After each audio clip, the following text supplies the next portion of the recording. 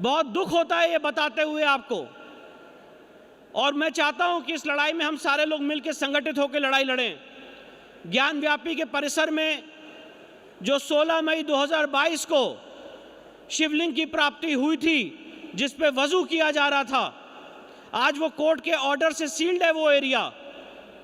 पर हम सारे लोगों को संगठित होकर लड़ाई लड़नी पड़ेगी उस विचारधारा के खिलाफ जो उस शिवलिंग को फाउंटेन बता रहा था, उस विचारधारा के खिलाफ जो उस शिवलिंग पे वजू कर रहा था, उस विचारधारा के खिलाफ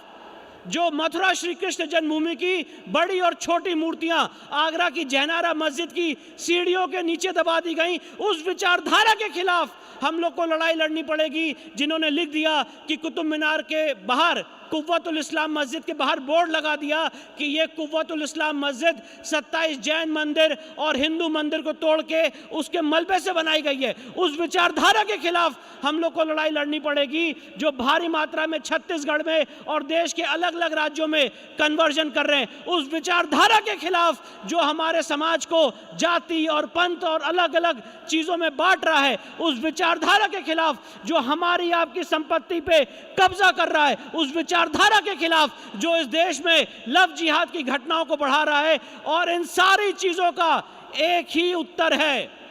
इन सारी चीजों का एक उत्तर है कि आर्य सनातन वैदिक हिंदू धर्म की स्थापना जब तक इस देश में नहीं होगी, तब तक इन सारी समस्याओं का समाधान नहीं होगा।